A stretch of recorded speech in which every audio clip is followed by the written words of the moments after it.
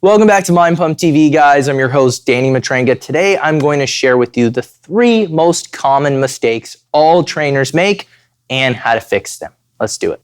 So, whether you're an online personal trainer, you're an independent personal trainer who operates their own business, or you're a personal trainer who works for a company or a corporate health club, what I have to share with you today is going to have value regardless of where you practice. These are kind of universal mistakes most trainers in a variety of settings make, and I want to share with you the best way to fix them. So the first mistake is this: giving your client too much all at once. Now, I'm all in favor of giving your client all the material they need to be successful, but you have to remember, more likely than not, this person is coming to you with a very limited understanding of the human body, human nutrition, and training principles. And too many trainers make it an effort to try to throw a new training program on them, a lot of lifestyle changes on them, as well as a ton of nutritional changes. And these can be very, very daunting for our client. So, for example, you have a completely sedentary mother of 3 who wants to lose 30 pounds come to you. She's not been exercising, and a trainer puts her on a 5-day-a-week, legs, back, chest, shoulders, arms split, pairs that with macros, tells her to count those in MyFitnessPal, tells her that she needs to wake up and do morning cardio, followed by a meal, and then she needs to have these exact meals before her evening training session with you.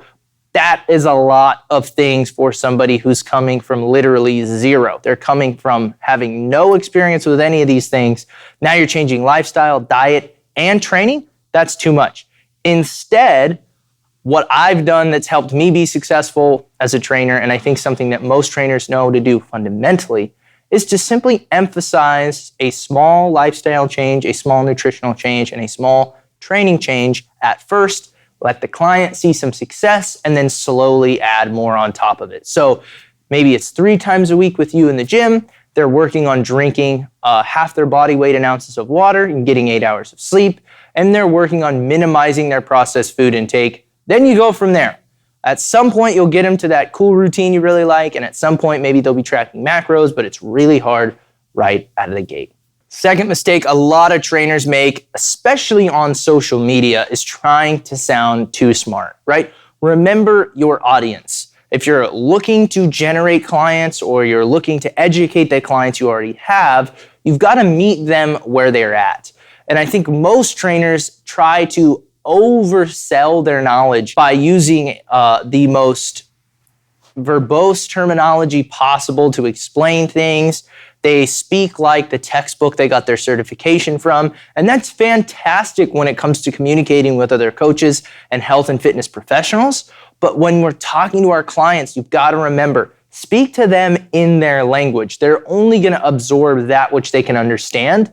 And if they're open to growing and learning and taking in a lot of that knowledge, it's going to be an amazing client relationship. Some of my favorite clients were those clients that were super inquisitive and hungry to learn as much as possible. And I love to build that dialogue. And I've actually had some of those clients go on to become trainers. Matter of fact, one of the best trainers I ever hired was a client of mine at one point. However, the majority of the clients I work with don't care at all. And you'll actually notice that they will tell you, like, look, I don't need to know why this works. I just want it to work. And so your goal should be to explain to them as simply as possible to make sure that they're safe and they understand, but not overblow it with the stuff they don't care about. Because remember, if they really cared that much about the fundamental technical stuff, they might not have a trainer in the first place. So you're not doing yourself or them any favors by trying to blow them away with all of that stuff you know. Instead, provide them as much value as possible in as simple terms as possible, and spend the extra time changing the behaviors, building the relationship, and providing support to help them grow. Last, and perhaps the most important tip that I have for you guys, is not to be afraid of sales, or specifically not to be afraid of selling yourself, right?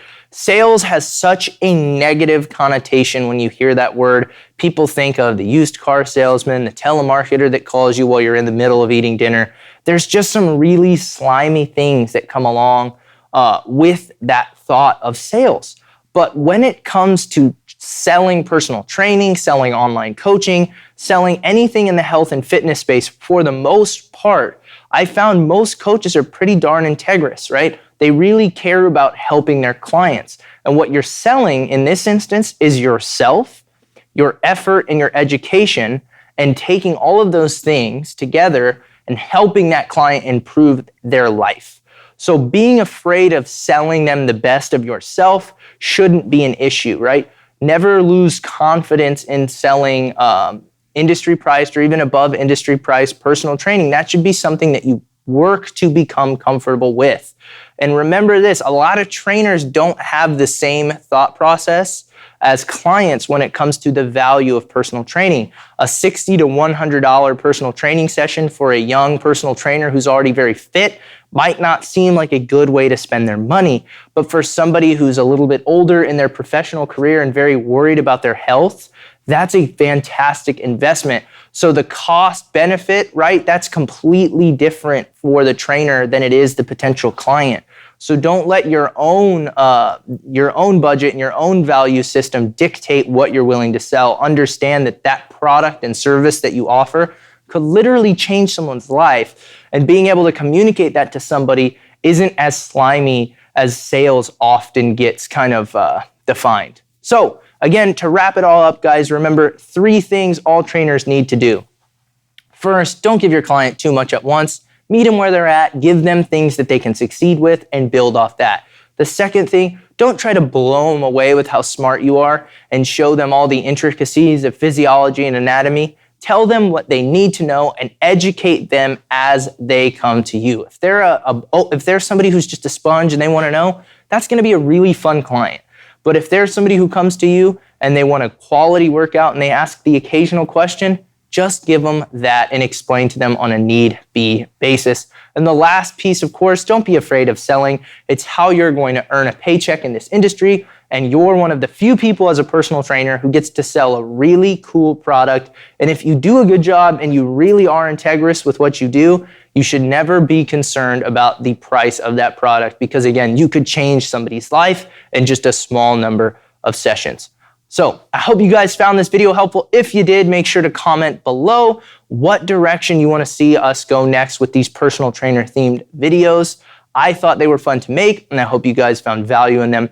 Make sure you like the video and subscribe to Mind Pump TV. Good luck with your training and have an awesome day.